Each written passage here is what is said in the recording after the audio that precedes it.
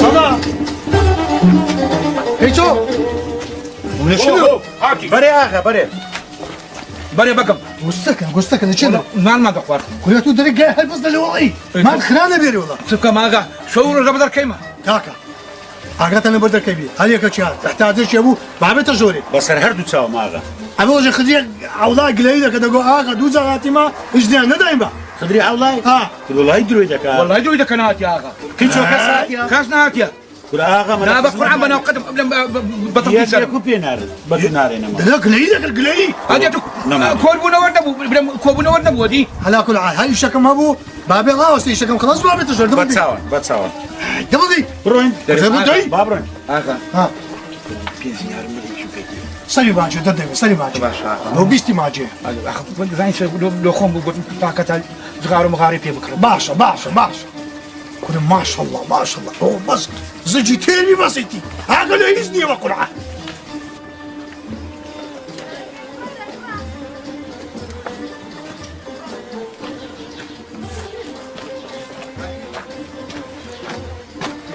جيكو ليشان تتذكر مقصد بقيتو ها كل هذا زور عنك كده زاني اي هات خزمتي كانوا بزانت سيدي والله راموها بالرمل ويشيناكم شوايه تيك والله اي بيت النية ترشف في كم بعاقل اخوي هو بيت والله بالنسبه مجي قلب جينا صدق روح على الشان هذا دوكاور شاهين دوكاور مالي باب تكاور نبي ويتسخو شيء استاذ سوري كيوا اي خديك سوا السلام عليكم. السلام. ما تصدقي والله قوتهم خيرك بيبكن ماري اخي بشكم ده قال ما عندنا اشتاك قال مدة على اذني وي بتساوي كاورا دار نقول اشتاكم دني بمدة هتو يرا بس تيدا بمنظمه تيدا بس تيدا ماري اغينيا قال مدة كاب السورة العن يكفر ده قال مدة ده بالسورة ده بالسورة العن ساود وخشنا ساود وخشنا للسايلوي هي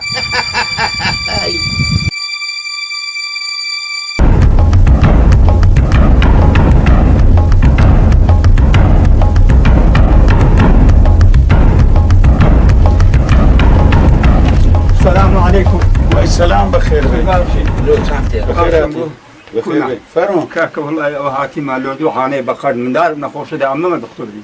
لو آغا تصير دكتورة كاك والله آغا اجتماعية ما زالينيا. ولا بيت بينا مورد زين لو آغا مامانا بابا. ها؟ آغا مامانا. نانا فاري. ورا أمن دردم.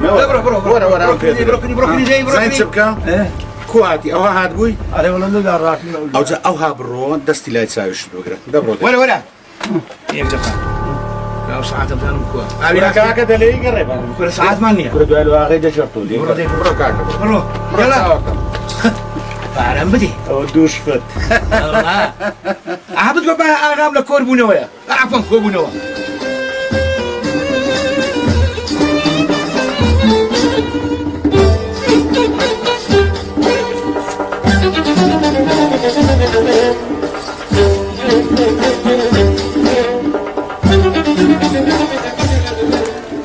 أري صدو بري. أقالي بكمانا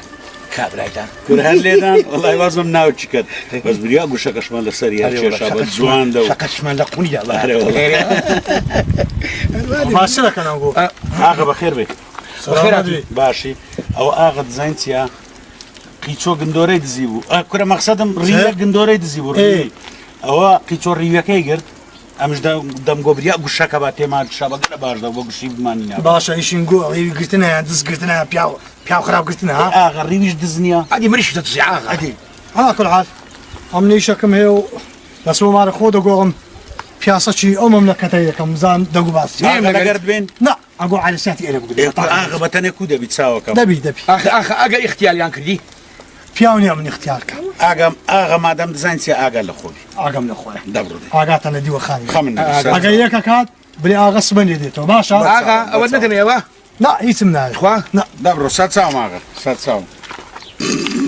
آغا در خزمتي خارجي كم هذه كرايات خزمتك كده بشوتان لي لما قرآن تدري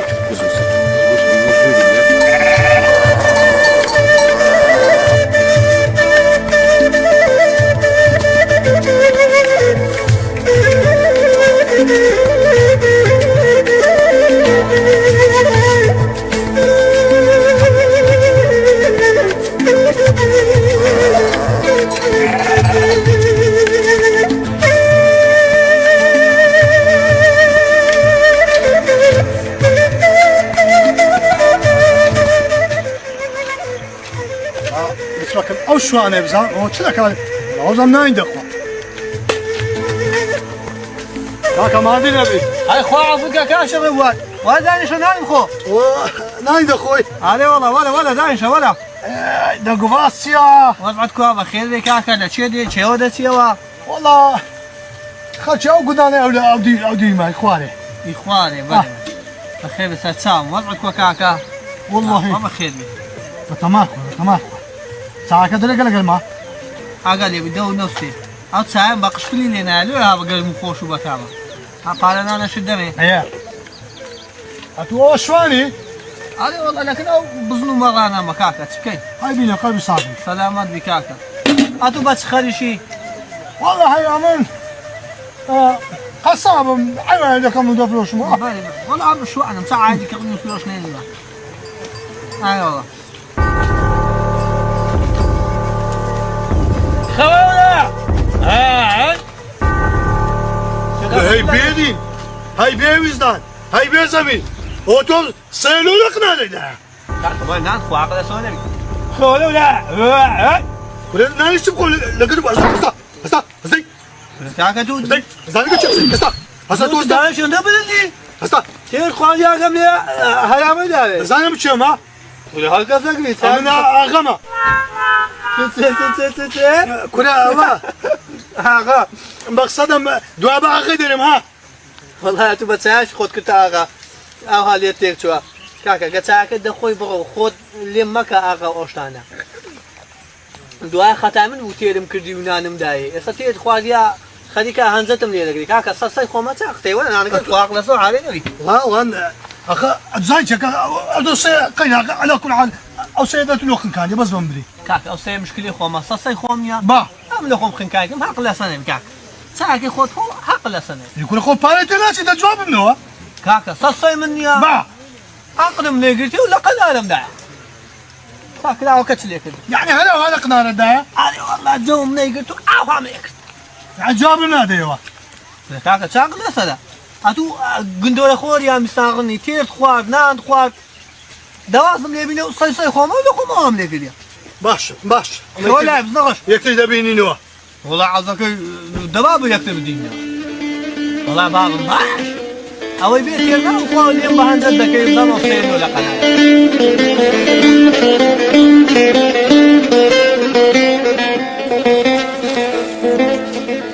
عشرة او شو انا دبي لو السيخ كان بي هاي كل خو ساعات جا عولم لقدا فين قلتم صدا بەرێ ئاغا چی هاریا گۆ بزرتان دەکەی لە وەڵێدا ئاغا پەرسیرەم خوات قۆز دەخوات برێ ئاغا لەو دیوی ئاوایەکەی دی والله هێوزان لۆ لای دۆرە باریکەی بوو شوانێکی پوتەی بارێکی لێیە ئەمە پرسیتە بۆ بزانم شوانی ئەوڵای فاتمەیە چیش بێ ئاغا لۆم دەینێدا ئێستا دەمرێ بچم بە شاپان بینم نا لۆم بینێرێشی بێتی شوان کێە ئەوڵای فاتمێ ئەو چور سەرڕقەکە ئاەکی باریکەیە کورە دەیناسم واچم دەی دەغاردە شوان ئەو زەمە تو لێک دەپێچینەوە یخە باشە سیلۆخن کەن ها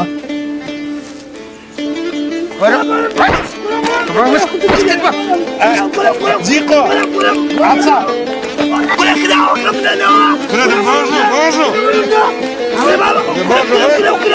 بەرازەرەوەڵە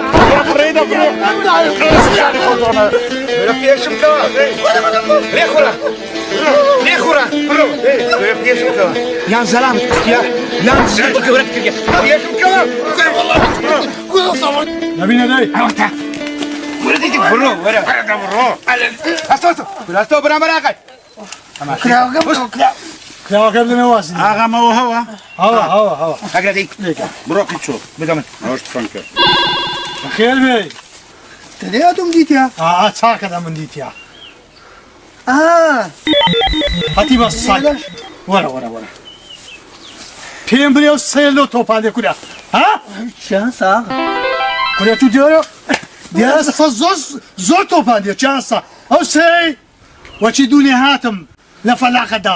مقصد سيبول يا اخا بەێ سێ بۆ والله يا اخا اصلا ئەو سێ ئەو سەی خۆمە و وەچ پێشم گوتی ئەوە عیلاقەی بە خۆمەیە ئاغا کورە هەتیو دەرم بە سەد و تۆپان وڵای ئاغا بشم کوژی سەدا قیچۆ بەێ وەرە دەیبەرە چارێ دوو شەو یازەمەت لێ دەدە کورە سەدۆ بمگێ بڕۆ کورە سەدۆ بمگێ سەدۆ کورە لۆ بەربیەوە کورە هەرات کورە وەڵا هەرات کورە کورە هەستەوە بکەوینە دوو هەستەوە کورە وەرە. کورە هەستەوە کورە وەرە نەزوو لێ وەرە لێ ڕاتێستا کورە پەکوونای کورە بیگرن ئەی عەمرو نەبینە دوو سوختا سەلامن وەرە شوانەکە بێناگیرێ کورە وەرە بکەوینە دوو وەرە کورە بڕۆ کورە وەرە کورە وەرە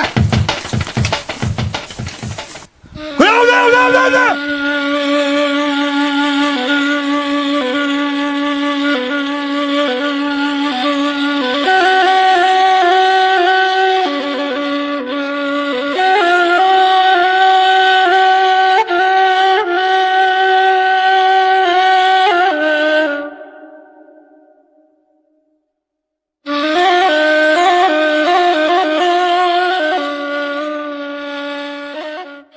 شوانە چێ لەم نەحاسیبەوە حەت چای کومیشی مەشغوڵ کردیمە سلام علیکم آقا بەخێر بێ خدا بتاو کاکە ئەو شوانەی گرتیتان داشت بێوەڵتن هاتەکەنە من دەلێ لە دوینە و کوڕەکەیان گرتیمە مەڕەکانیان بێ شوانە ئەودا ئەم هاتیمە بزانێ ئەو کوڕەپەکەیتان لە بەچ گرتێ ئاغا ئەوە سەلام لە داشی بکە ئێ برێ ئاغا گوتی یەک دۆ ژان میوانیمە دەبی ئیشمان پێ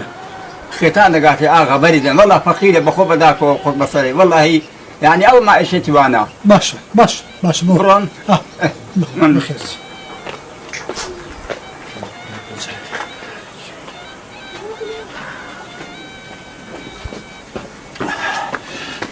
ئاغامان دی نەبی سەلامەتی سەدا ئاغا چێتر لێیان دای کورە نەیان نەدایمەنە ئاغا کورو چیەوە کە لە ڕقە بەقونکە دەمانچانیە وەرگەڕاومە سەر و جێلاکی سەری هەر ڕقە سەری نەشکا قونکە دەمانچەشکە کورا ئاغا احتراف ناکە و چیڕەتیای یاوە وەڵا مردم لە دەستی هەدیکا قیچۆ وەڵا بەجێمێژ لۆ قیچۆی گوتمە توژان دەچی لێ دەبەر چی احتراف دەکە ئاغا هیچ قسەی ناکە زۆر ئەمتکێ ئاغا بچم سرحەتە هەتای اعتراف نەکردیا وەڵا ئاغا زۆرمان دیمە کاکە بۆ غاردەمە لام نەو گاسکە کورا ئاغامان دیمە بۆ غارتا ئیشم پێ باش وەڵا حەگە مامۆستا عەلەکەم نەبیتەوە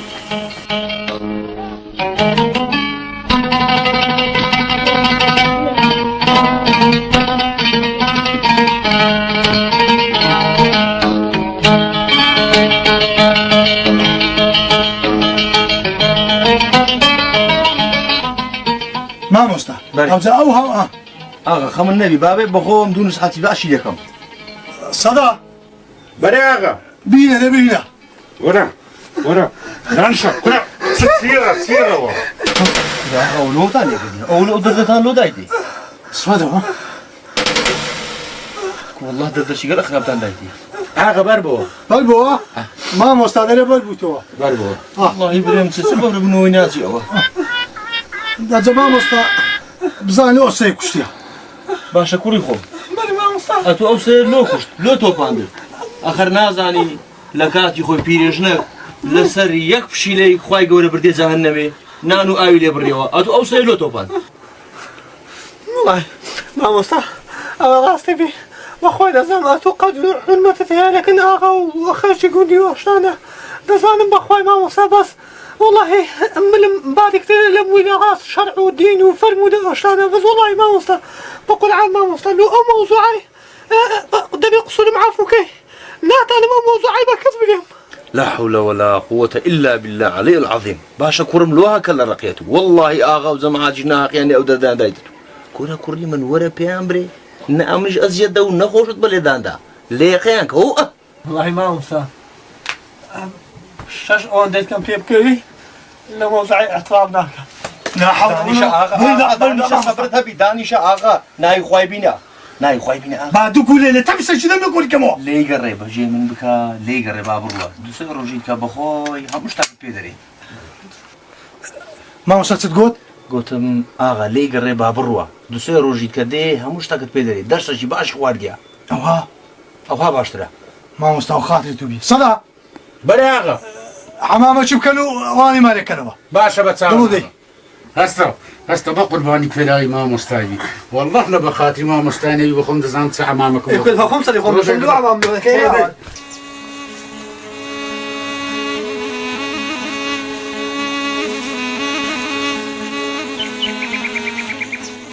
مام توفيق ها ورا تنسى سفوا سبوا ورا كريم وتقشمر لدى شوان والله هار بري اوي اعذار بي اوي نخوشي بي اوي خم خفت بي لا درم نما سوكا كريم اوالياتيا اما اسرعات بكر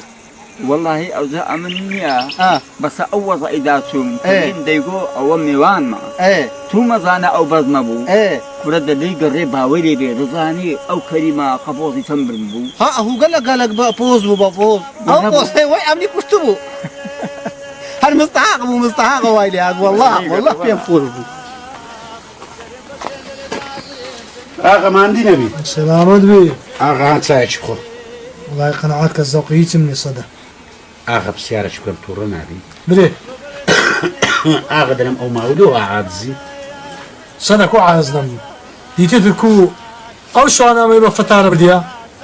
وڵی ئاغا ئەمن عیلاجێکی باشمەیە بەس ناوێرم وەبرێم دەترسێم لێم تووڕە بی سەدە کو دەی ئەخە وحدم دەدەی لێم تووڕە نەبی کورە دوو چارە لەوم بدینەوە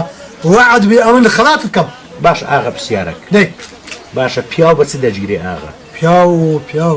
بەشنی دەگیرێ عافیە ئاغا دەرێم وڵی لە ڕوون نایەوە برێم دەبڕ سێم دیسان تووڕە بی تو ئەو نامەعەت ئیش داکەم ئاغا لەو چیژەکەی خۆتی نادەی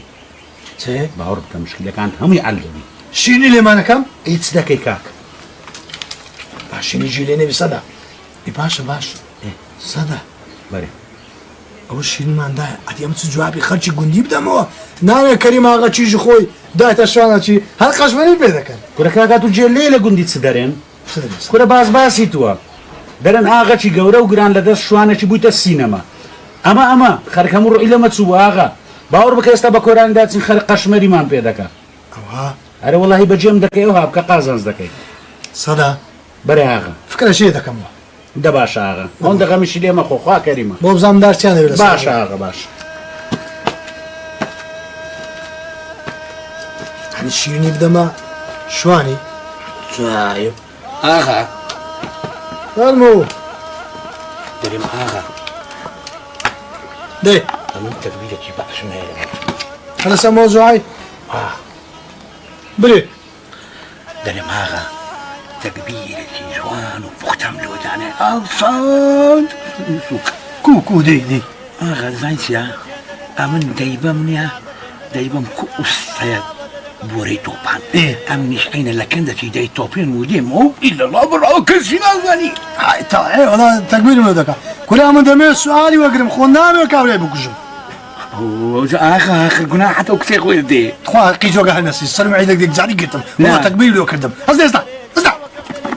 بەخۆش هاتوڕم دەی چاکەشم بە بەردری کرد بیکوژم بە دیارم نازان بیکوژم بەسمە ناوەزی باقی پیاسەش کەم سەرم عیدە بێتەوە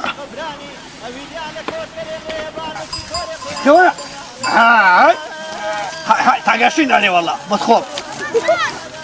سال بێتەوە ئەو دیسکە دەکەمە زاوە هەڵا مە بکرد بەگنە خۆمە دەکەمە تاگا شتی گەلە پانە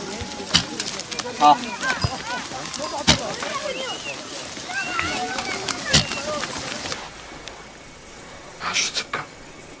بەجێ سەدەی بکەم چیژی خۆمی لێمانەکەم و بیدەمێ وەرە وەڵای دەبە قەشمەرزاری گوندی ناشی دەمێ خەڵکۆ ماوەیەکە هەموو عالەم زانی ئەوە ئەوەتیمە خوێڵەیە خۆ جوابی سوالەکی من نادەتەوە هەر حیسابەش لە ئاغاتی من ناکە چ بکەم باشە دەبی چیژمەوەی قایل بێ پرسش بکن چیژم شیرن بەی بابا چیژم شیرن بەڵێ بابا دەورە دا وەرە چیژم شیرن دا وەرە هاتم بابا هاتم لا حول ولا قوة إلا بالله چیژەکەم شیرن بەڵێ بابا هەتوو بە خۆت ئاگا لە مەسەلەی شوانی هەیە وەنیا ئەی وەڵا ئاگام لێ چیژەکەم ئەوە ماوەکە ئەمن ئاگام لە کارباری گوندی نمایە و ئاگام لە ئاغاتی نمایە ئەو پرسیاری لێ دەکەم جوابم ناداتەوە ئەمە چەند سەر دەینم و دەبام لەگەڵ زەلامەی بێ ئیسفادەیە ئەوەژە مەناشە مەگەژوەنە بە ئیسفادە وەڵڵاهی فکرم کردیتەوە هیچ چارەم نییە گوتم ئەگەر تو قایم بی دەگەم دەدەمێ بەشکەم خوا دەکا بە سایت و جای پرسیارەکەم دەداتەوە ئەوە ستە بابە مێتکردن بە شوانی ئەمە چیژە ئاغا مێت بە شوانی بکەم چیژەکەم وەڵڵاهی قسەکەت جوانە وەڵڵاهی حەقی تووە وەڵڵاهی ئەتو شوانیان نەگوتێ بەس لا ئیلاهە ئیلا الله بەس ئەخر هەزار جە لا ئیلاهە ئیلا الله بابە ئەم مێت بە شوانی بکەم چ شوانێ بکەم لەناو خزم کەسان حەقایان ناموسمان دەچیتن ئێستا دەیەن چیژە ئاغا مێت بە شوانە چ کردیا چیژەکەم وعد بی هەموو مولک و مالە لەسەر تا بۆ دەکەم ملک و ماڵم ناوێ پیاوێت توش پاش 2 سالی دەکەم ئاغا بابە حەیان ناموسمان دەچی ناو خزم دەڵێ شوانە بۆ ئاغا چیشم ئایامان چووە داچم جێ بدە من ئەمن ئێستا لە گوندی ئایام چووە دەرێن کەریم ئاغا کەیتە ژێر دەستەی شوانە چی هەرچەی دەکا لە چادر شوانی دەسوڵێتەوە پێخایە نابی وەڵڵاهی ئەوها بەڵا دەبی ئەمن ئەو گوندەی بەزی بێن و ئاغاتیش دەست دەی بشم نازم بەجێ چ دەی باشە بابە من قایلم بەزدەی پاش 2 ساڵان بیکێ ئاغای گوندی هەموو درێژ و چیژم وەڵڵاهی ئیسپات کرد ئەتو چیژی منی بەسەر چاو سەدۆ کورە سەدە هەمووی سپی بووە وەرە خەمەکەم لێ ناخۆ ماراودان ئەو سێ چار ژن لۆ خۆی بینی دەوە دەدەرێ سەدە ها ئاغا بەرێ ئاغا بابە ئیشت بە من نما ناشیژم نۆ کورە قوستە کوردە وەرە دایی ئەوە هاتم وەرە بەرێ ئاغا سەدە بەرێ ئاغا لەگە قیچۆی تەقرا کوت غار دەدەن مەلام فەوری لۆ دەینە ئێرە ئاغا مەلای لۆ چ دەینن والله ئەوە ژمارەکە لە خۆ ژمارە بەڕاستە ئاغا یعنی ژنم لۆ دەینی قسە خۆتگان دەجێ بینە دەزماچکەم کورە ژنە لۆ ناینم ئەدی جوابی سێ بۆری وەردەگرم لە ژنینانی توکە لە میفترا یعنی ئاغا سەیەکە ژنەکەی دەینی ژنەکە سەیەکەی دەینی کووەوە وەرێ هەستە بۆ بەلان و کەسکە هەستا ئاخە تێنەگەیشتم یعنی سەیەکە چی لێت ئەتو ئیشتو لێ خەندی باشە بدەیت دەفەرمو مامۆستا فەرموو دەفەرمون ئاغا نەخۆی بەرنەبیەوە مام بەرنامەوە ئینشاءالله ئەرێ کاکە لێ ناگەڕێن نێژەشی بە جەماعەت بکەم دەبێم برێم زانستان دەوێت دیسانەکە واللهی مامۆستا دەزانی چییە چییە؟ حقیقەت ئاغام نییە ئاغام مەسەلەی سەیەبۆری کردە مەسەلەی نازام لا حول ولا أري والله. قوة إلا بالله العلي العظيم باشا روجي هزار كز دكوجي آغا ببن بايجيشي دانا رو خير لفصيشي أو بزمي دروج دكا قوربانی دەبم بڕۆ ئەگەرە تو مەلایم ئێرە نەما ئەتوشی دەکوش بڕۆ دەی بڕۆ با بڕۆ برو إمزاين سير برو. برو باشە وڵای ئەم تێناگەم نازم سەی بۆر لە چێ مەلا لە چێ وەڵی تێناگەم ماشەڵا بەخۆ ناکەوی مامۆستا عادەتی دیدی هەتا لەمانی دێتە دەرێ و دەست دوێژ دەشی دەشەوە سەرش لە مزگەفت تێدەداوە ئەرێ وەڵا ئاغا بەخۆ ناکەی وەلا ئەرێ وەڵا وەلا ئاغا جوانترە کورە دەوەرە مامۆستا دەوەرە دەی بەرو فەر مامەستا السلام عليكم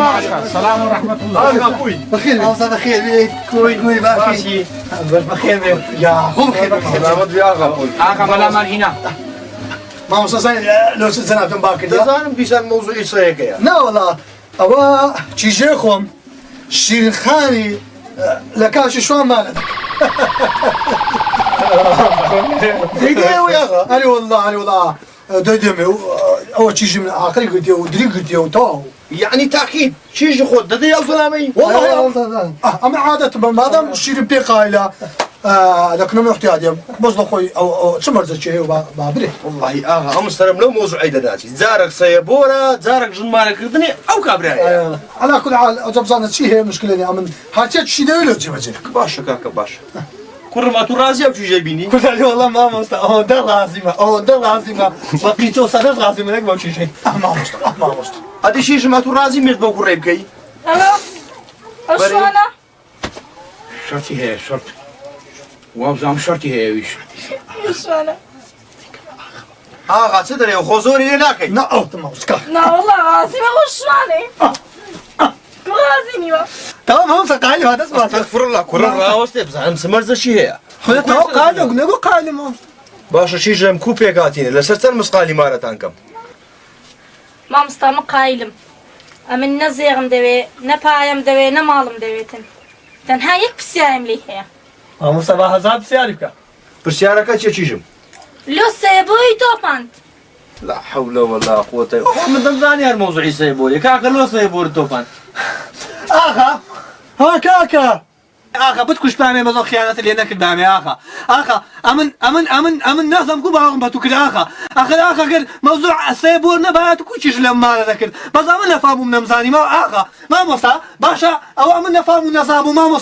مصا آخر ما مصا تبص بيمري ما مصا لو باور آخا كذا موضوع إيش ما ذكر نوع ولا أمنيش نمزاني موضوع تيا والله ما مصا أجل موضوع سيبورا أول شيء جنب فلوس عشان أبيس عمردنا مني هير وهرالي والله جني لا من مارناكن والله لا خوش عندك بس هربر ما بتوفيق اتورا بري او شوانا بس تزمان اري ولا بيغ وار كرم اتوش اخر تيجي داي بري اتولونا تيو كاكا بري ورا ديان جو كورا دستيان دبر سسيري دست خود الشاو او ذا اقل عاجزة دان دامن ايه والله وبالله والله دبايا صوروزني شيء مالي دور ما برن سالاد بروش كفتا حموي امن لنا صورو دبا نخوشا هالفرم كل اخر بآخر نبيتن كل والله برام بآخر وانا ابو امن تجلو خمان لباتي او رزوان وباغوانيتي شواني تكمام كربا اقدم ثاني لا دست مانسو والله من ثاني بايع صورو لك مريض علي خدا لزاني جو فرمان دانا دا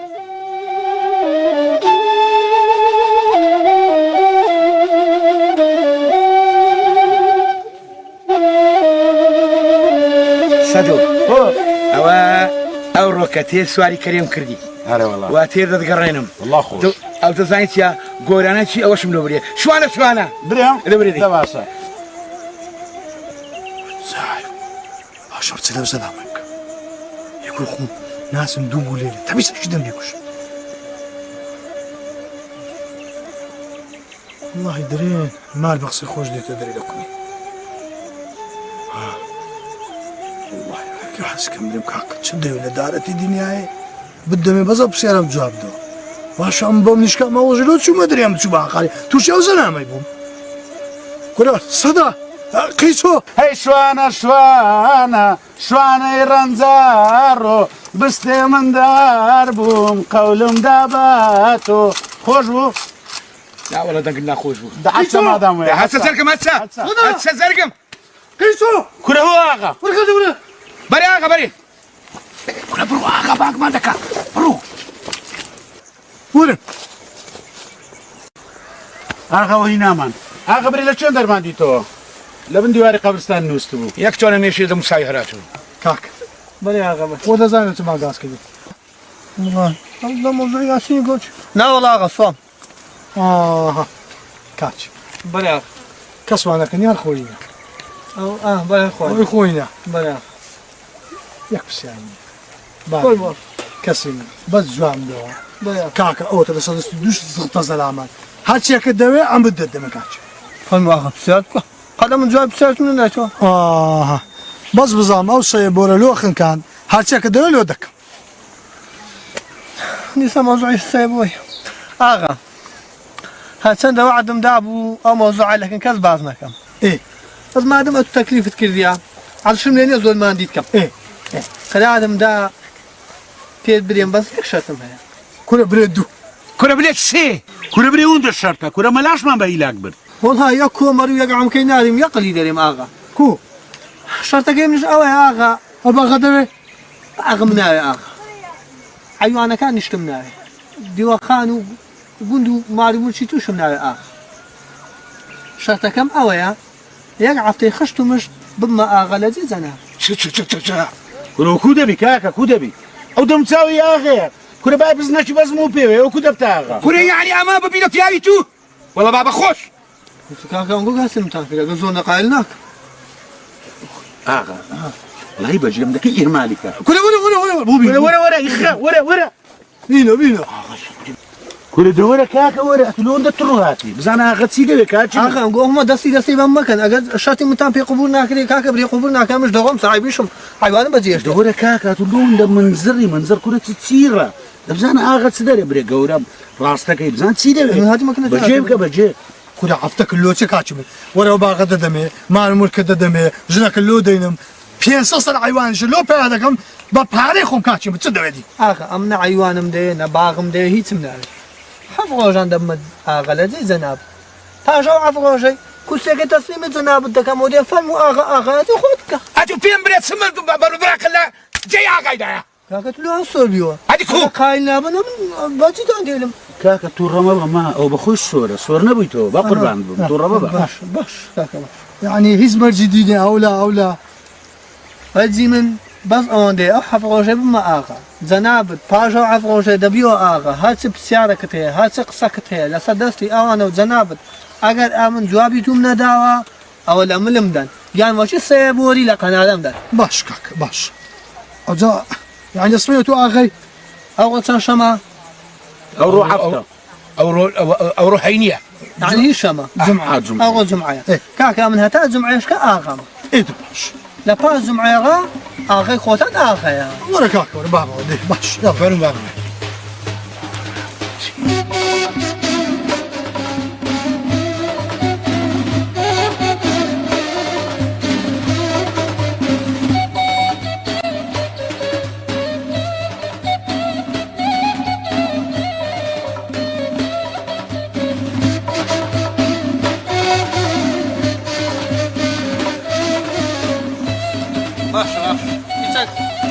ئاخرم باغەکەی دەگری کورە ئاغا بە قورئان ئاغایەتی بەس بە خۆت دێتن کورە ئەو کەریم لای کەریم هەرچی نەبوو کەریم هیچۆ بەرێک سەدا بەرێ ئاغا وەرە پێش هەواتم پێم برێ و هەناڵە لەو پێشکە لێدایە وڵی ئاغا چ بکەین ئەو سار پێشکە زۆرە ئەدیشی گۆ چ بووە سا پێشکە زۆر بوو خەمن نەبی ئاغا دەرمانی دەکڕین دوای دەرمانەکی لێت دەرما وەچی دەرمان مێشی لێ باشە فەرمو ئاغا باش خزمەت بکەن فەرمو ئاغا ئاغا سەدا کورە وەڵی نازانم چ برێم یعنی تەمەشا دەکەم وەڵی ئاغاتی بەس لە تو دەوەشێتەوە کورە پیاوەتی کورە شەهامەت کورە و قیافەت جوانەی کورە تەمەشای ڕێختی کە ڕەخت کورە کەریم نەبی وەڵی فڕ ئاگە لەو گوندەی نەمابوو هەر لە هیچی نەدەپێچاوە تەمەشا دەکەم تو باسی هەناری دەکەی لە هەناری دەپێچەوە ئەو کەریمە لە بە هورژی ئاگە لە هیچ نەمابوو وەڵی بەس ئاغا نەبوو وەنێ قیچۆ بەرێ وەڵڵا و هەرچی پەرچی هەرچ نەبوو هەر هیچ نەبوو هیچ هەرێ وەڵڵا گوتت کەریم هاچی پەرچی هەرچی پەرچی بەرێ وەڵڵا هەر ئاغایەتی لە تۆشێتەوە نیشان زۆر ڕاستە عەزلێ بدینی ئالۆ لەو چێشکەی ناگری ناوەڵا قیچۆ بڵا و نیشانی هەملۆق ئەو بادی هەملۆقی کۆوا بیکەمە نیشان باش چاو ڕاستە ئاغا فەرمو ئاغا سەدای بینی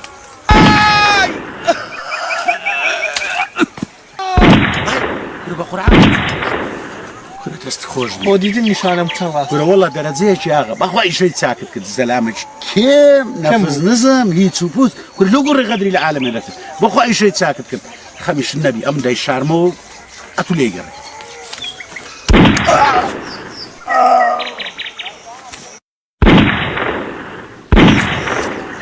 ئەوە هەردووکتانم بە دەری سەیە بۆری برد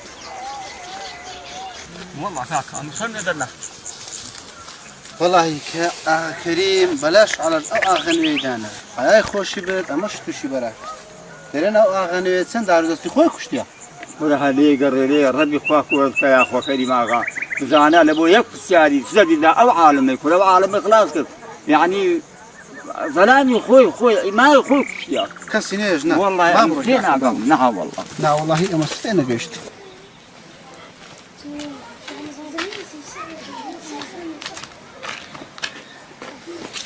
كره كريم آغا كره كاكا تو وتكاوكابا كده آغا كره قيشي كوش كره صدي كوش كره خلش عمو خلاص كره ما كاول بو تشبكم كاكا تشبكم بمشكل ما هو يشبكل والله لا نصم درجو لا حول ولا قوة إلا بالله تشبكم يا تشبكم ما لازم تشبكم ده دا تشبكم خونا دي الواد كاكا وادي لا ماني خلاص ده هو شو يقيدك يقيدك مرة يقيد بقدرتي هاي كره دري قريب باودي بمارو ده نص سير شو ده دعمه ولا لا أغا ها هاتوا خلك الأولى كاتشب الأولى خلك خلاص شو كده يا أغا كل الصدر كوش عبد قيتوت كوش صدر عبد الرزاق قلت يا عفتك انا سالك كده بس ديتا عبد الرزاق صدر او انا بزو كشتي واجون اغا زين ساشما نازل اغا ساشما انت باش تشيشي ولا تخشب كشي اغا ساشما امن دو غوش موعدي اغاتي ما ايه جمعه